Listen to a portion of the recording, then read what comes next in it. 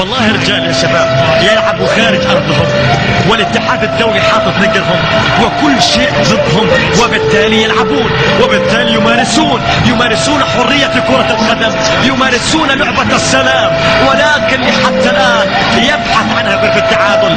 المنتخب العراقي الذي فرحنا به في بطولة كأس آسيا سنشعل من نيران المدن شموعا لكم. هنا ستشاهدون النجوم، هناك أيضا ستشاهدون النجوم من وطن توقظه الطائرات، من شموس تعانقه دجلة والفرات. سنفرح هذه المرة، سنبتسم رغم التأخر، فإن إحساسي يقول بأن التعادل قادم والتقدم قادم.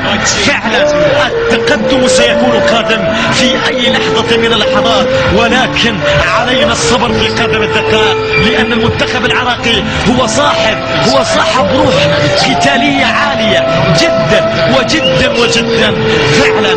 فإن لم أكن أشجع العراق في هذه المباراة فمن سأشجع؟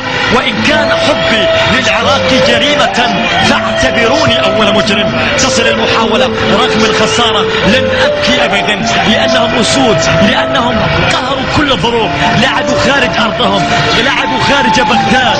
وأنا قلتها في شوط المباراة الثانية: يا رجال بغداد عذرا ليس يسترني إن قلت فيكم قصيدا مطرف الشجني.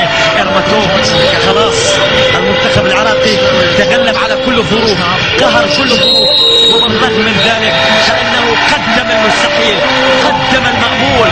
إذا سيداتي آنساتي سادتي، عشاق المنتخب العراقي الجميل، عشاق المنتخب العراقي، عشاق الأسود الرافدين، إذا هكذا يطلق حكم اللقاء السيد رفشان ارمتوب نهاية أحداث وفعاليات المباراة. وأنا أخط هذه الكلمات لتنهمر من عين الأدمع ولتسيلك الأنهار، فقد حان وقت البكاء الذي لا طالما تمنيته. ولتعذروني فلا أستطيع المواصلة سوى بكلمات الختام. مبروك، قد تستغربوا، لا والله المنتخب العراقي قدم مباراة جميلة. مبروك من الميم إلى الكاف لكل عشاق الأسود، لكل عشاق أسود الرافدين، ولكل شخص ساهم في تحقيق هذا الحلم الجميل.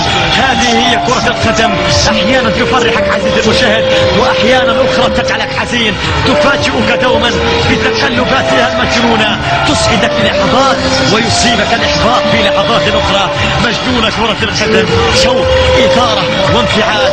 أنا من أكثر المبسوطين لأداء المنتخب العراقي، لقمة المنتخب العراقي أمامنا شوارزر.